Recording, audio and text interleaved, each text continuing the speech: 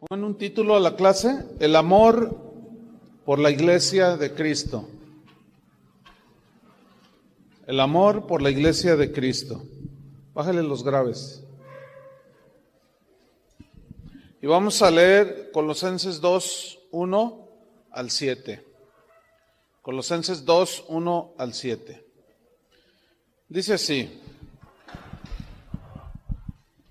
porque quiero que sepáis cuán gran lucha sostengo por vosotros y por los que están en la Odisea y por todos los que nunca han visto mi rostro, para que sean consolados sus corazones, unidos en amor, hasta alcanzar todas las riquezas del pleno entendimiento, a fin de conocer el misterio de Dios el Padre y de Cristo, en quien están escondidos todos los tesoros de la sabiduría y del conocimiento. Y esto lo digo para que nadie os engañe con palabras persuasivas, porque aunque estoy ausente en cuerpo, no obstante en espíritu estoy con vosotros, gozándome y mirando vuestro buen orden y la firmeza de vuestra fe en Cristo. Por tanto, de la manera que habéis recibido al Señor Jesucristo, andad en Él, arraigados y sobreedificados en Él y confirmados en la fe, así como habéis sido enseñados, abundando en acciones de gracias. La verdadera motivación para ser un verdadero ministro del Evangelio es amar a la Iglesia de Cristo. Alguien puede pastorear a la Iglesia de Cristo si no la ama, ¿no? El verdadero ministro, como Pablo, aquí en este caso, entiende muy bien que Jesús amó tanto a la iglesia que dio su vida por ella. Por eso Pablo en Efesios 5:25 dijo así: maridos, amad a vuestras mujeres, y miren su entendimiento, así como Cristo amó a la iglesia y se entregó a sí mismo por ella. ¿Hasta qué grado se entregó por la iglesia Cristo? Hasta la muerte, y ahí hace una analogía del marido con la esposa. Entonces, como Pablo sabía que la iglesia es la novia de Cristo, por eso él amaba a la iglesia de Cristo por quien él murió. Hace un tiempo alguien me mandó un correo y me decía: pastor, tranquilo, me decía, no se preocupe por la iglesia, no se preocupe, así me decía. No se preocupe, dice, usted se va a enfermar, y me decía un montón de cosas. Entonces yo le puse este versículo, 2 Corintios 11, 27 y 28. 2 Corintios 11, 27 y 28, porque me decía que no era bueno preocuparse por la iglesia, ¿no? Entonces, mira lo que dice aquí: en trabajo y fatiga, en muchos desvelos, en hambre y sed, en muchos ayunos, en frío y en desnudez, y además de otras cosas, lo que sobre mí se agolpa cada día, la preocupación por todas las iglesias. ¿Por qué Pablo estaba preocupado? Porque las falsas doctrinas estaban tratando de minar la fe de los creyentes. Por eso Pablo le dijo a Timoteo: si enseñas estas cosas, serás un buen ministro de Jesucristo. ¿Qué? Advertir sobre las falsas doctrinas. Es parte de la labor pastoral de un ministro. Entonces, Pablo entendía perfectamente que la iglesia necesitaba ser cuidada por verdaderos ministros, ¿sí? Si alguien quiere servir a Dios y tiene en su mente otra motivación que no sea por amor a Cristo y a su iglesia, no tiene nada que hacer en el ministerio. En Hechos 20, 28 y 29, ahí Pablo les habla a los pastores de Éfeso y miren lo que les dice: por tanto, mirad por vosotros y por todo el rebaño en que el Espíritu Santo os ha puesto por obispos, para apacentar la iglesia del Señor, la cual él ganó por su sangre. Porque yo sé que después de mi partida entrarán en medio de vosotros lobos rapaces que no perdonarán al rebaño. Por eso dice, cuiden al rebaño. Ahí les está dando instrucciones. Y en 2 Corintios 11:2,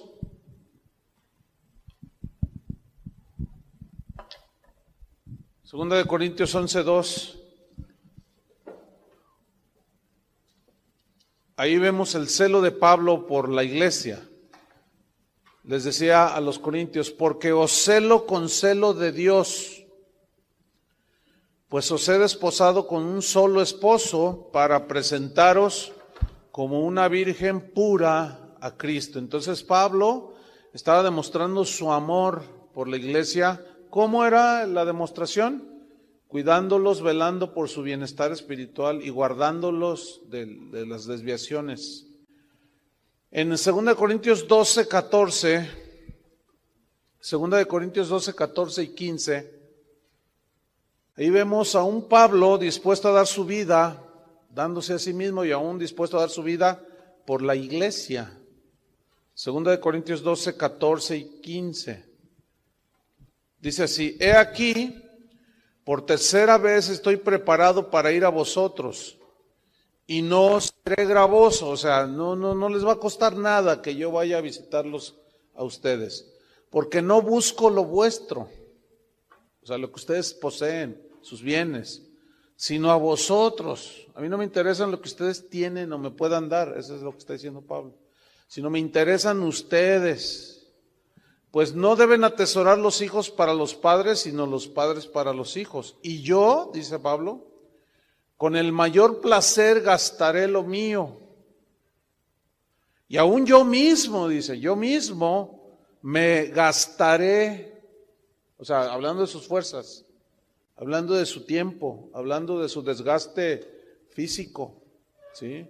De su desgaste, pues, espiritual y emocional. Dice, aún yo mismo me gastaré del todo por amor de vuestras almas, ¿sí? Entonces imagínate cómo quedan todos esos predicadores o cantantes que tú los invitas a predicar y te cobran $20,000, $15,000. Es una vergüenza. Esos no aman a la iglesia de Cristo. O sea, si no les pagas, no te vienen a cantar, no te vienen a dar show, ni te vienen a dar sus grandes revelaciones. Pero ¿saben por qué existen todo ese tipo de falsos ministros? ¿Saben por qué existen? Por la ignorancia de los pastores que los invitan. Porque si no los invitaran, no existirían. ¿Entiende? Y también es por la ignorancia y porque los pastores no tienen un buen entendimiento, los que los invitan, pues. Y entonces creen que porque traen a un famoso a cantarles o a predicarles, ya van a ser edificados y bendecidos. Entonces, pues ellos están dispuestos a pagar lo que les cobren, ¿sí? Pero Pablo era diferente. Esos no aman mire, ha habido casos en los que hacen los arreglos, dice, bueno, me da el 50% de lo que cobro, entonces deposítamelo a tal cuenta. Y luego ya cuando están en el evento dicen, deme lo que falta, si no, no predico. Oye, pues es que fíjate que las entradas no estuvieron buenas, no, entonces no predico. Y lo que usted me dio, eso ya lo pierde. Y ha habido casos en que dicen, no, pues no llegó el predicador, no, pues el cantante se enfermó, no, pues ¿cuál? Canceló, porque no le pagaron. ¿Ustedes creen que esos aman a la iglesia de Cristo? Pues no. Y lo dice Pablo, yo mismo me gastaré del todo por amor de vuestras almas, aunque amándoos más, sea amado menos. Eso es tener amor por la iglesia de Cristo, ¿no? Ahora vamos a Colosenses 2:1, porque aquí vamos a ver el amor de Pablo por los colosenses y por otros más que incluye ahí. Colosenses 2:1 dice, porque quiero que sepáis cuán gran lucha sostengo por vosotros y por los que están en la Odisea y por todos los que nunca han visto mi rostro. Vosotros aquí son los colosenses, ¿cierto? Y luego dice, los que están en la Odisea, esos son otros. Y los que nunca han visto mi rostro, pero que Pablo tenía noticias de que había muchos que estaban siguiendo a Cristo. Ahora, aquí la frase cuán gran lucha viene de un término griego, argón, que significa agonizar en el conflicto o por un conflicto, agonizar por un conflicto. Entonces, Pablo está diciendo que él llegó al grado, estaba dispuesto a llegar al grado, y realmente lo vivió, llegar al grado de agonizar por la iglesia, ¿sí? A los Gálatas les dijo que él tenía como dolores de parto, decía, hasta no ver a Cristo formado en vosotros. Entonces él ponía todas sus fuerzas, todo su empeño en ministrar a la iglesia. Yo tuve un maestro, uno de mis maestros en la escuela bíblica, que me enseñó una vez, pero de manera personal, me decía, mira Chuy, si algún día tú enseñas o predicas, tú no te fijes en cuántos están ahí enfrente tuyo. Si son 2, predícales como si fuera la última vez. Si son 20,000, predícales como si fuera la última vez. Tú enseña, tú da todo, porque luego muchos dicen, no, hay re poquitos. Y fíjense hasta dónde se corrompe el ministerio. Invitan a uno y luego te preguntan, ¿cuántos asistentes van a tener en la conferencia? Si tú le dices, no, pues es una iglesia van a venir 200 personas. No voy. Claro, porque a mayor número de gente, eso significa más dinero para ellos. ¿Entienden? Porque luego suelen pedirle dinero a la gente. Entonces 200 pues, les dejan más 5,000 personas, ¿no? Entonces Pablo decía, yo agonizo. Pablo no se fijaba en el número de los colosenses. Él se fijaba en el valor de un alma, el costo que pagó Cristo, que fue su vida en la cruz. Entonces Pablo mostraba su amor a los colosenses. En el versículo 2, ahí vemos 5 cosas que Pablo deseaba para los cristianos en Colosas. 5 cosas. Están a partir del versículo 2. La primera cosa que él deseaba, o sea, él dice, yo sostengo gran lucha por todos ustedes para que sean consolados sus corazones. Y aquí el verbo consolar en el griego tiene más significados, y es orar, rogar, alentar, animar, confortar. Entonces, Pablo les enseñaba la palabra de Dios precisamente porque los amaba, oraba por ellos, rogaba por ellos, los alentaba con la palabra de Dios, los animaba, los confortaba. Fíjate, en Hechos 20:31,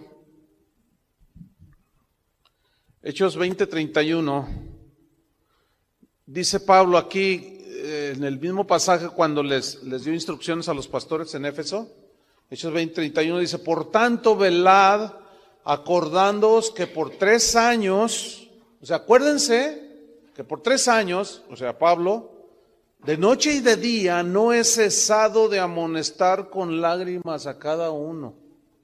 Por 3 años que estuvo allí con ellos, de noche y de día los amonestaba, los animaba. Aquí amonestar es la misma palabra paracaleo, que se traduce consolar sus corazones. O sea, los oraba por ellos, rogaba, los alentaba, los amonestaba, los animaba, los confortaba. ¿Sí? Y ahí se ve pues el amor de Pablo por la iglesia. La cosa número 2 que Pablo deseaba por los cristianos en Colosa era que estuvieran unidos en amor. Porque él pedía a Dios por todo eso, para que sean consolados sus corazones, y lo dice el mismo versículo 2, unidos en amor.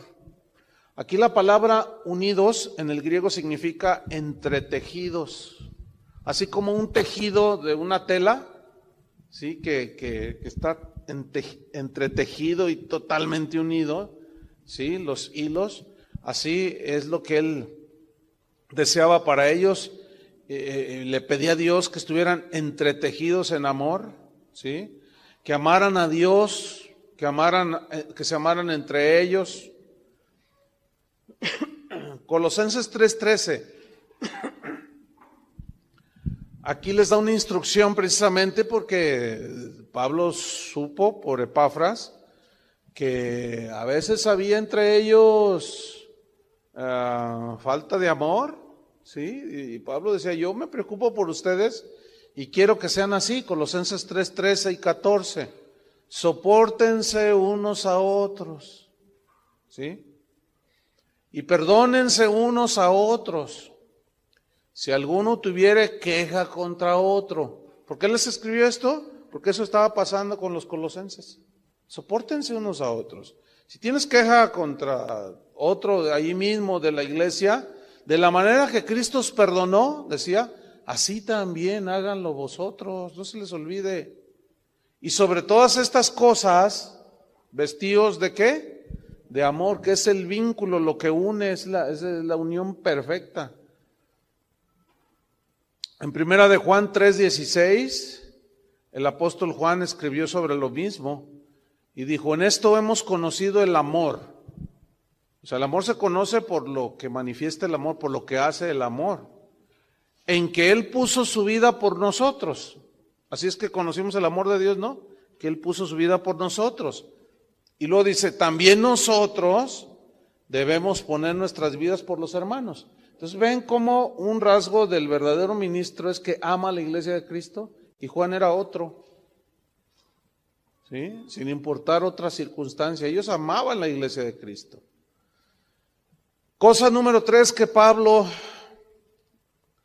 hacía para mostrar su amor por la iglesia, deseándoles, ¿qué? Número 3 está en el mismo versículo 2, Colosenses, ¿sí? 2:2 dice, hasta alcanzar todas las riquezas del pleno entendimiento. O sea, Pablo no quería que se quedaran en ignorancia, sino que alcanzaran todas las riquezas de pleno entendimiento, ¿sí?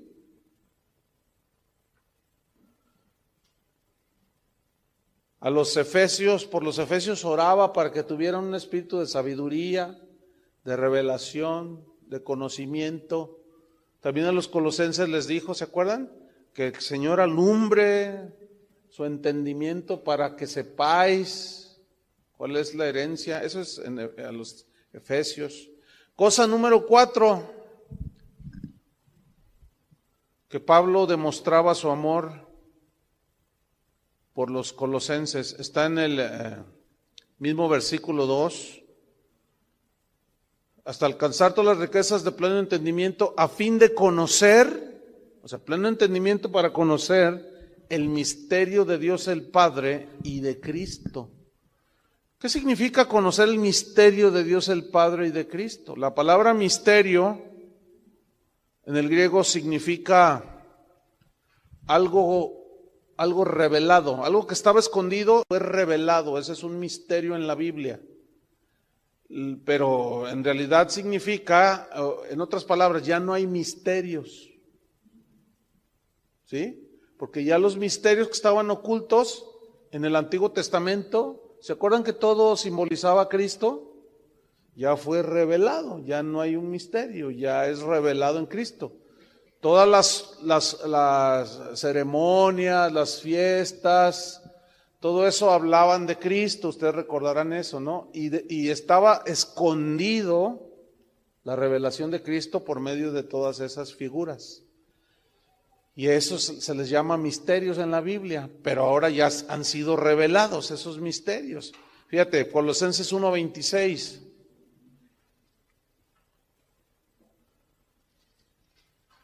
Y 27.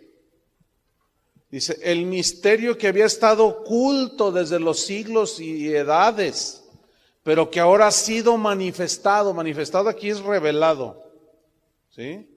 Es catalupsis en el griego. Ha sido revelado ¿a quiénes? A sus santos. ¿Quiénes son sus santos?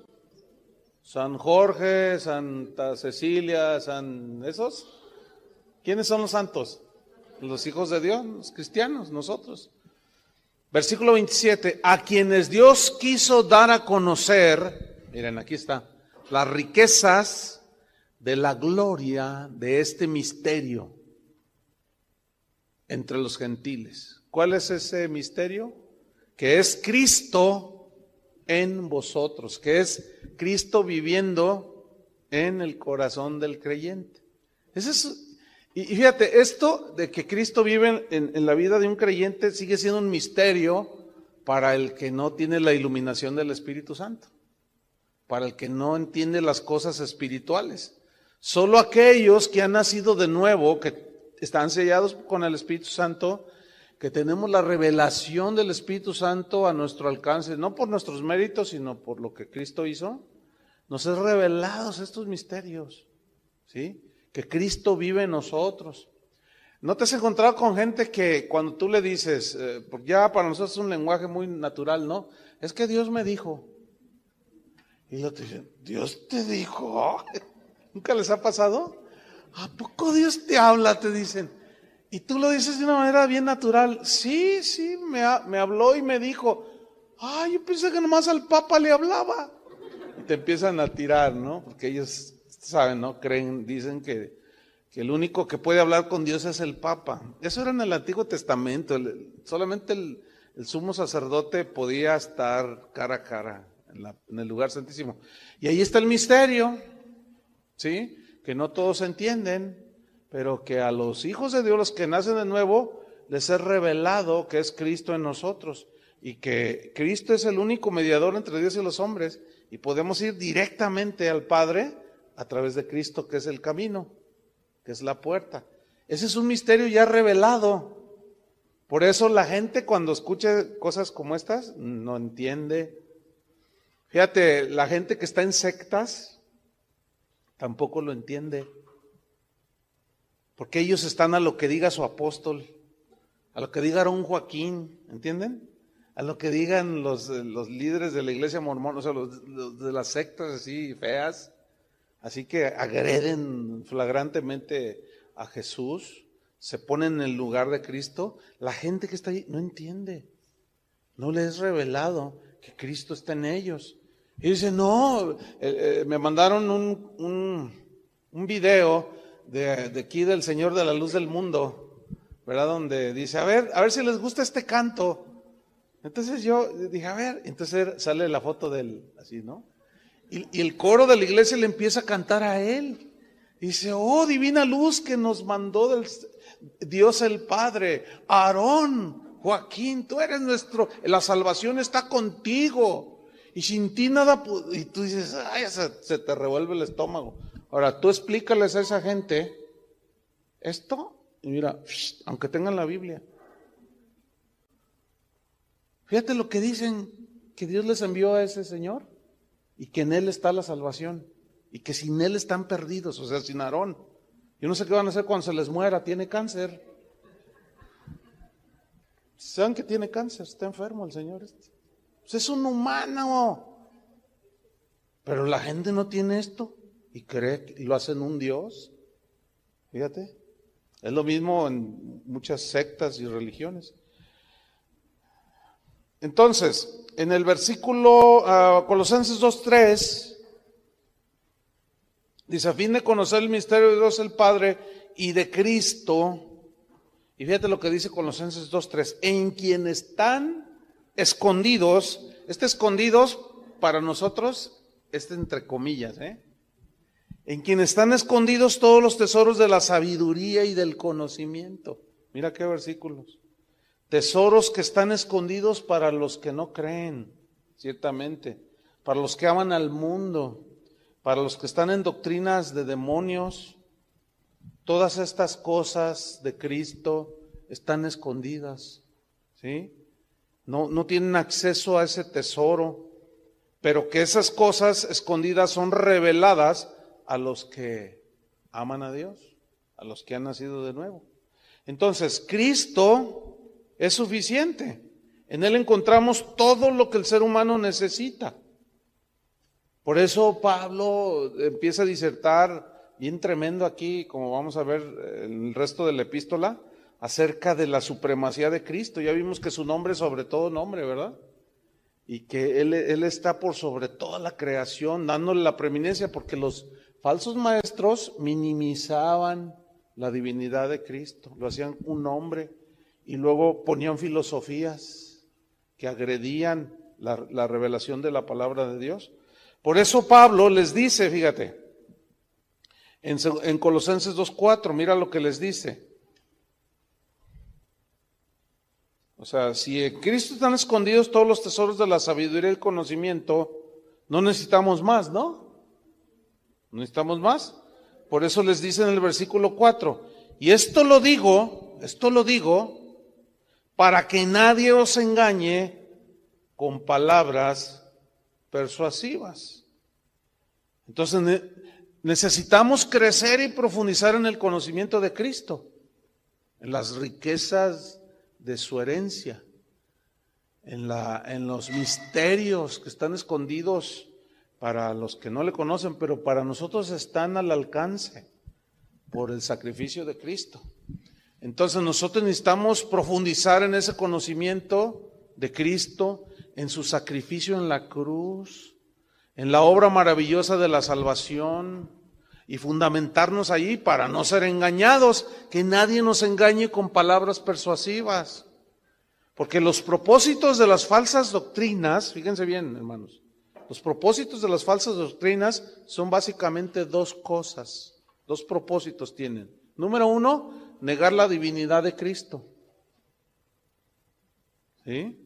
De una o de otra manera.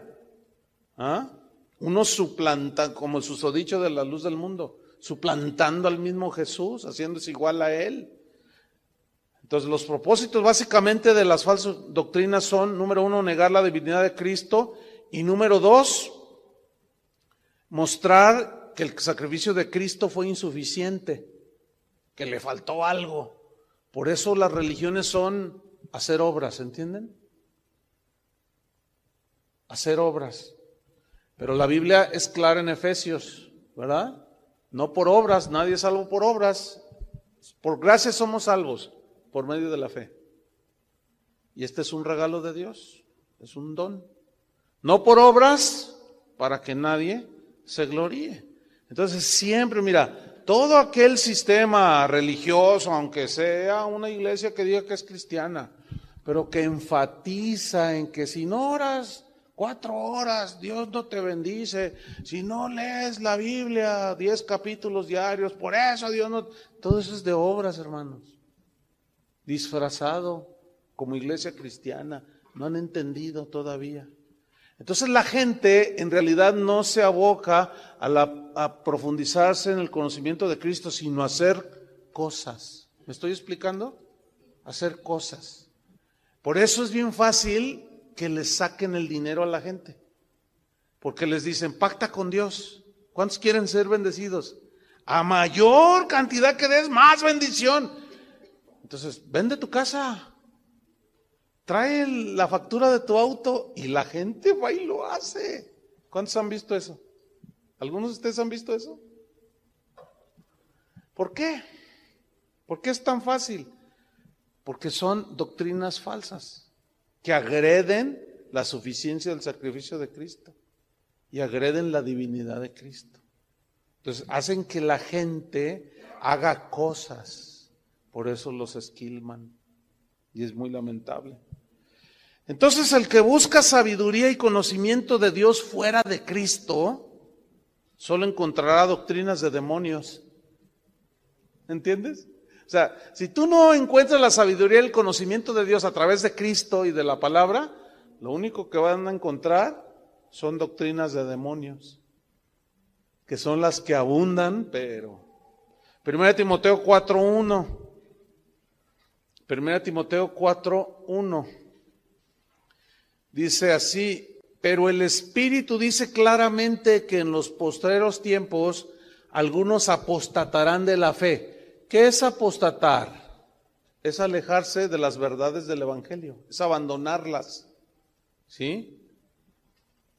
Algunos apostatarán de la fe escuchando espíritus engañadores y a doctrinas de demonios. Fíjate, escuchando, aquí la palabra clave es escuchar. ¿Sí? ¿Cómo es que alguien llega a desviarse? Escuchando espíritus engañadores. Aquí espíritus engañadores son falsos maestros, son falsos profetas. No es un espíritu que se les aparece y los engaña. No. Espíritus engañadores son predicadores que enseñan cosas contrarias a lo que enseña la Biblia. Y a doctrinas de demonios. ¿Quiénes traen las doctrinas de demonios? Los falsos apóstoles, los falsos maestros. ¿Sí? Por eso, hermanos, tenemos que analizar todo lo que escuchamos y todo lo que vemos. Y tenemos que someterlo a la autoridad de la palabra de Dios. Todo lo que se diga, porque aún, fíjate, un cristiano que camina bien con el Señor, si no tiene esa precaución de someter todo a la palabra de Dios, corre el riesgo de ser engañado por alguna doctrina, que puede ser doctrina de demonio, ¿sí? Y miren, yo les puedo contar un montón de casos que he visto a través de los años, cuando la gente, pueden ser nacidos de nuevo,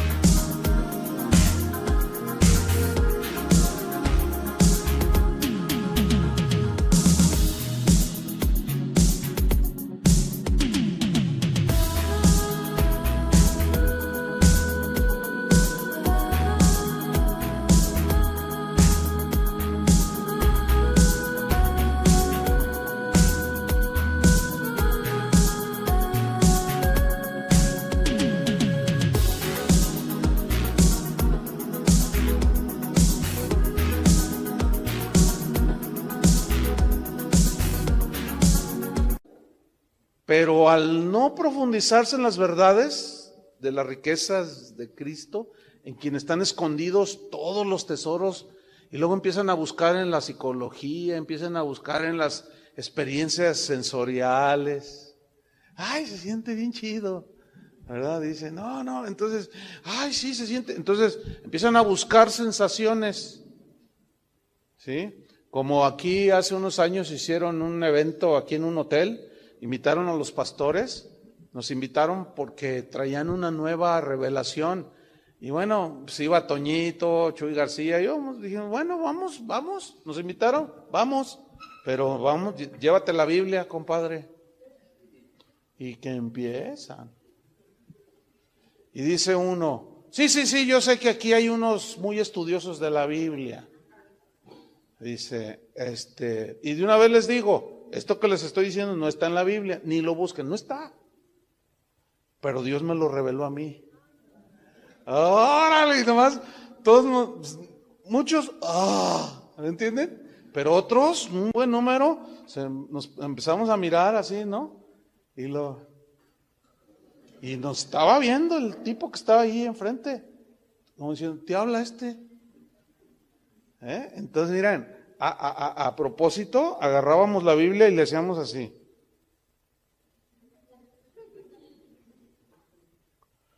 Y luego dice, y lo que van a ver a continuación, estas son las cosas que están escondidas, dice. Cosas que ojo no vio ni oído yo, son las que Dios ha revelado a los que lo aman. Vamos a orar por ustedes, y uno por uno. Pero algunos van a hacer cosas extrañas, pero no se asusten. Así es que fórmense. Y empezaron a formarse algunos, entonces oran por la esposa de un pastor y suelo, ¿no? ¡Pah! Y de pronto, mira, con un salto así de felino, se pone en 4 manos así en el piso y luego le hace ¡guau! No estoy exagerando, ¡guau! Y luego decían, ese es el león de Judá.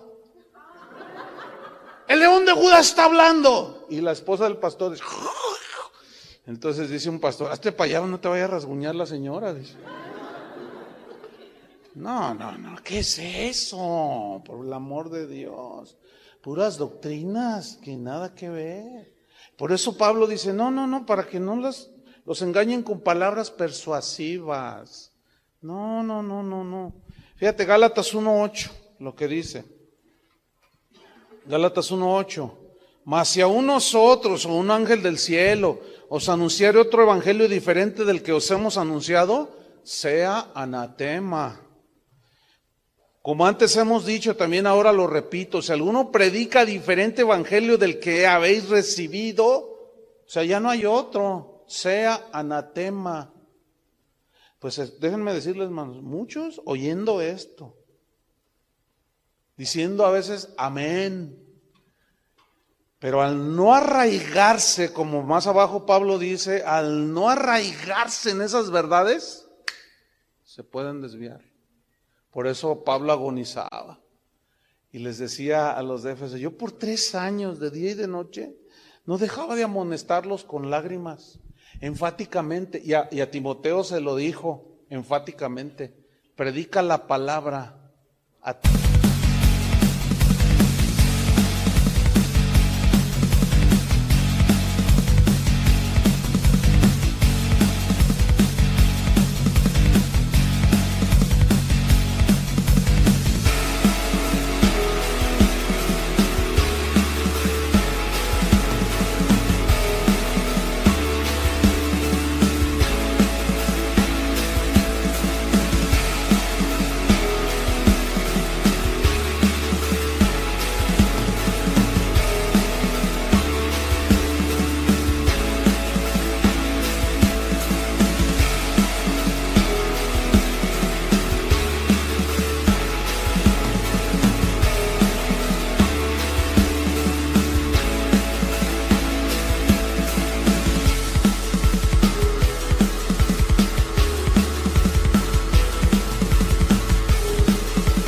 Tiempo y fuera de tiempo.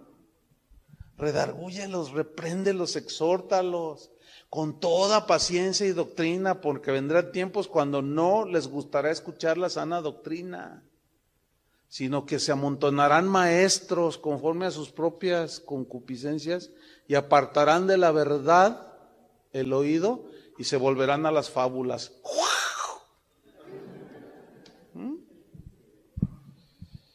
Colosenses 2:5. Pablo está diciendo, y esto lo digo para que nadie os engañe con palabras persuasivas. Versículo 5, porque aunque estoy ausente en cuerpo, eso significa que Pablo estaba en la cárcel, No obstante, dice, en espíritu estoy con vosotros, gozándome y mirando vuestro buen orden. Aquí la frase buen orden en el griego significa, es una palabra que habla de soldados disciplinados. ¿Sí? Entonces el cristiano debe ser disciplinado. ¿Sí? Dice, y mirando vuestro buen orden, como soldados, bien disciplinados, y la firmeza de vuestra fe en Cristo, de la cual Pablo no quería que cayeran. Aquí firmezas de vuestra fe significa solidez. Fíjate qué tremendo, fe sólida. La única manera de tener fe sólida es arraigándote en las verdades de la Biblia, no en tus sueños, en sensaciones, que estaba orando y sentí tan bonito, hermano, y ay, que no sé qué, y el Señor me arrebató y empecé a volar. ¿Quién sabe cuántos rollos saca la gente? Otros, ustedes saben, ¿no? Dicen que se van al infierno y que vieron que los demonios torturaban a la gente, y eso es totalmente antibíblico. La Biblia dice que el infierno fue preparado para atormentar a Satanás y a sus ángeles. O sea, los Satanás y sus demonios no están en el infierno así como si nada, esperando a que llegues para torturarte. No, hombre, esa es una falsa doctrina. ¿De dónde salió? Y la gente dice, qué tremendo testimonio, aquel hermano se fue al infierno y vio cómo los demonios torturaban a la gente. Puras fábulas, puras mentiras. Versículo 6, aquí viene la quinta y última cosa que Pablo anhelaba de los colosenses como muestra de su amor por ellos.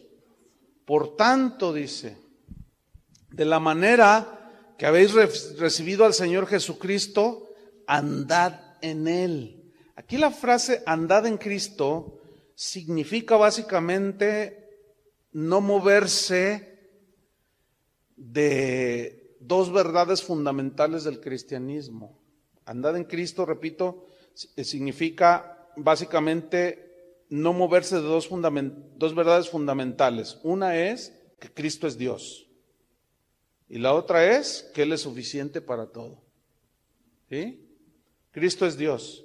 Esa es una verdad fundamental, esa es andar en Cristo. ¿Sí?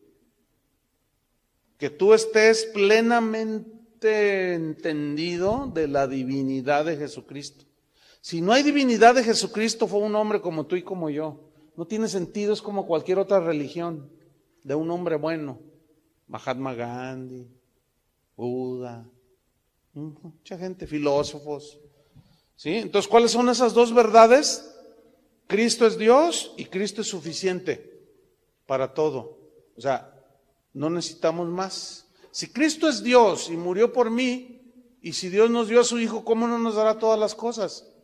Y allí todas las cosas no significa lo material, como muchos interpretan en su pequeñísimo disciplina de estudiar la Biblia. Dar todas las cosas significa todo lo que concierne a la salvación y a la vida eterna. Pues claro, entonces, ¿nos falta algo? No nos falta nada, hermanos. Es suficiente el sacrificio de Cristo. ¿Sí? Por eso en el versículo 7, Pablo dice, habla de tres cosas aquí. Habla de arraigados, habla de arraigados, habla de sobreedificados, o sea, en Cristo, arraigados en Cristo, sobreedificados en Cristo y confirmados en la fe. ¿Qué significa? Vamos a ver brevemente cada una de estas tres palabras. La única manera de que tú estés bien sólido y andar en Cristo y firmeza en la fe es que tú estés arraigado. Aquí arraigado en el griego significa echar raíces. Echar raíces. Ahora, esto es una analogía de un árbol que echa raíces, ¿no es cierto? A mayor gruesura del tronco,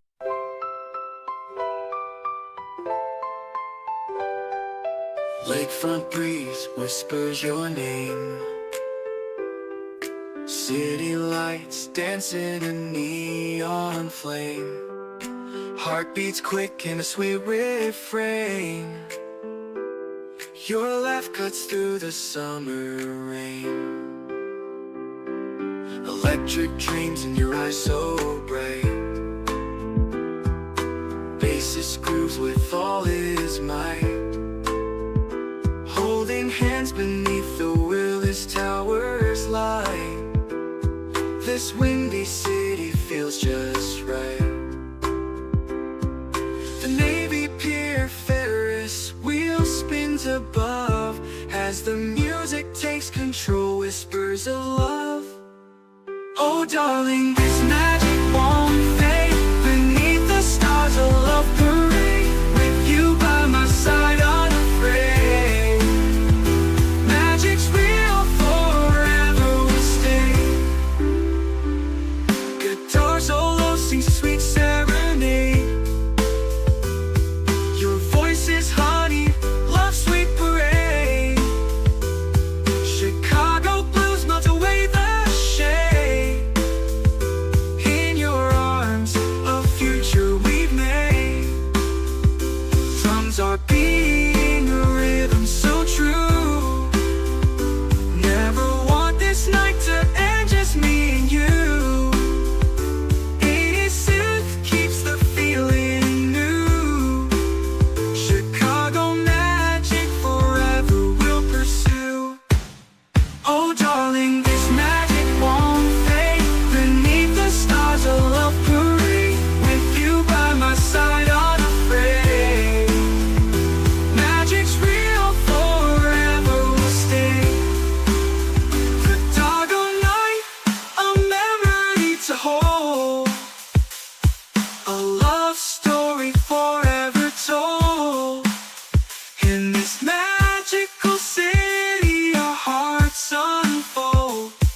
Chicago night forever will hold.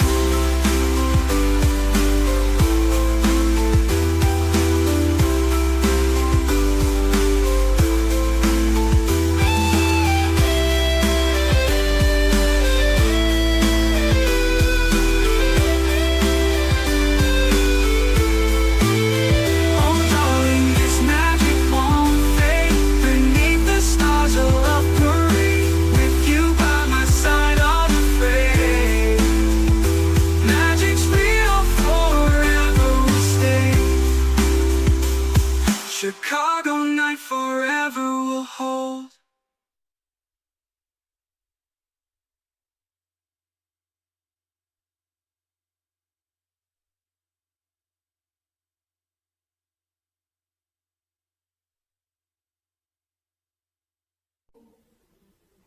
Más grandes las raíces.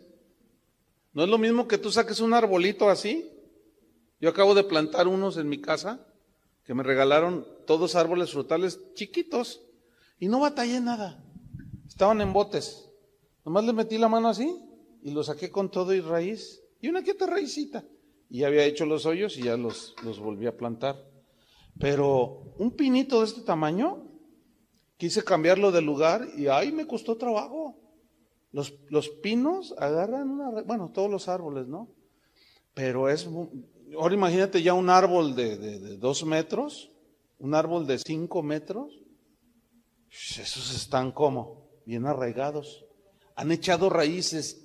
Y mira, cuando un auto y hasta un tráiler se estrella con uno de esos arbolotes, el arbolote se queda firme y el otro se hace pedazo. ¿Por qué? Porque está bien sólido. Habla de estabilidad, ¿entienden? De fortaleza, de arraigo. Entonces, la única manera de que en estos tiempos difíciles tú permanezcas bien sólidos, arraigándote ¿en qué? En las verdades del Evangelio. Que Cristo es Dios y que no te hace falta más. Arráigate allí, agárrate de allí, ahí plántate, ahí echa raíces y vas a ver, nada te mueve. ¿Sí? Y la otra palabra, sobre edificados, en el griego significa construir sobre algo sólido. Construir sobre algo sólido. Porque es sobre edificar, ese sobre es encima de algo, ¿sí? Ahora, ¿sobre qué tú vas a construir algo sólido? ¿Alguien me puede decir? Sobre Cristo, ciertamente. Pero también sobre qué? Las verdades del Evangelio, las verdades sobre Cristo, sobre la divinidad de Jesús y sobre la suficiencia de su sacrificio. Porque ese es el contexto, ¿entienden? De toda la epístola. Cristo es Dios y estamos completos en Él. Entonces cuando dice arraigaos, echen raíces en esas verdades de que Cristo es Dios y que su sacrificio es completo, no falta nada. Y sobreedifiquen, construyan sobre algo sólido. ¿Qué es lo sólido? La verdad de que Cristo es Dios y de que su sacrificio es suficiente y que tú no necesitas nada más, ya está hecho. Entonces sobreedifica. Y la palabra número 3 que aparece ahí es confirmados en la fe. Y aquí confirmados en el griego habla de un caminar seguro, ¿sí? En el griego eso significa confirmados, ¿sí? De un caminar seguro. Ahora, ¿un caminar seguro en qué? A ver, el que me lo diga se salva. Sí, ya sé que es en Jesús, pero ¿en qué? Piensen. ¿Qué estoy enfatizando? ¿Qué estaba enfatizando Pablo? ¿Cuáles eran las dos verdades fundamentales que él estaba diciendo que debían de arraigarse? Que Cristo es Dios y que su sacrificio es suficiente, que no tenemos que añadirle nada. Entonces, confirmados en la fe es caminar seguros en estas dos verdades. Porque alcanzan a ver que ese es el contexto de todo lo que estamos viendo. Ese era el pleito con los falsos maestros. Quitar a Jesús su divinidad y hacer insuficiente su sacrificio, como lo vamos a ver en la segunda clase. Cómo Pablo ataca las filosofías. Versículo 7, arraigados, sobreedificados y confirmados en la fe, así como habéis sido enseñados. O sea, los colosenses fueron bien enseñados.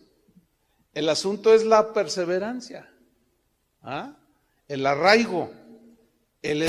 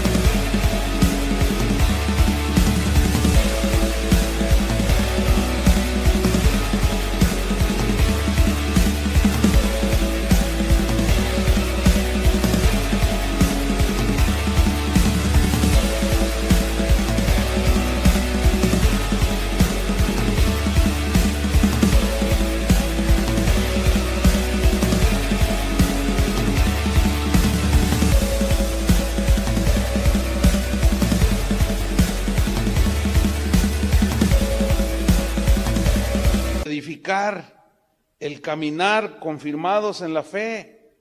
Y aquí vemos la importancia de enseñar la sana doctrina. Ahí está, no hay otra manera en que un cristiano pueda permanecer sólido. ¿Sí? A mayor se entiende que cuando un cristiano es fundamentado en las verdades del Evangelio y de quién es Cristo, se entiende que al paso de los años es más sólido porque el tronco crece, las raíces se hacen más sólidas, ¿no es cierto? Entonces, pasan los años. Yo, por ejemplo, lo veo al hermano Pablo Hunter, mi tutor de toda la vida. Y no, si tú le llegaras y le dijeras, oye hermano, por ahí escuché que Cristo no es Dios, para que veas cómo te pone. Te da una revolcada con la Biblia, en el buen sentido, obviamente, se entiende. Porque está más arraigado que nunca, ¿te imaginas? Toda la vida, arraigado, echando raíces en las verdades de Cristo, de quién es Él en su obra, en que su nombre es sobre todo nombre, y tú le llegas con tu revelacioncita a un hombre así, no hombre, olvídate. Pero le llegan a alguien que descuida la oración, el estudio de la Biblia, y le dicen, me fui al infierno, ¿te lo cuento? Ay, ¿qué viste? A los demonios torciéndoles los brazos a los hermanos. Y ahí vi a tu abuelita. ¿Mi abuelita? No. Y engañan y la gente, ay. Fíjense, ¿cuántos han tenido un sueño feo? Todos. Yo soñé que se les caía el techo, pero de allá para acá, y yo estaba acá. Todos hemos tenido un sueño feo, ¿no? Entonces, tú tienes un sueño feo, entonces, vas y se lo cuentas, soñaste que aquel, ¿verdad? Entonces, el otro dice, sí es que soñaste, se me hace que comiste muchos tacos, hermano. Pero alguien que no está sólido, ¿sí? Lo mueven, lo hacen dudar. Ay, hermana, soñé que se te colgaba un diablo de la espalda. ¿Y qué hice en el sueño? ¿Qué hice yo? No, pues nomás decías, ay. Y luego dijiste, Madre Santísima, ayúdame. Entonces, ay, hermano, yo no sé qué te tratará de decir el Señor con ese sueño. Ahí anda, ay, Dios mío, ¿qué querrá decir? ¿Qué significará? Ahora, yo no estoy negando que eventualmente Dios pueda dar en un sueño, que no es lo común ya en el Nuevo Testamento, porque se nos dio ya la palabra de Dios. Pero a veces Dios en su soberanía, ¿sí? Pero eso hay que analizarlo a la luz ¿de qué? De la Biblia. Acuérdense bien de eso. Entonces vemos la importancia de haber sido enseñados en la sana doctrina. Fíjate, rápidamente, 1 Timoteo 1:3. Le dice a Timoteo, como te rogué, 1 Timoteo 1:3, escríbanlo, y 2 Timoteo 4:1. En 1 Timoteo 1:3 dice, como te rogué que te quedases en Éfeso cuando fui a Macedonia, para que mandases a algunos que no enseñen diferente doctrina. Ahí está.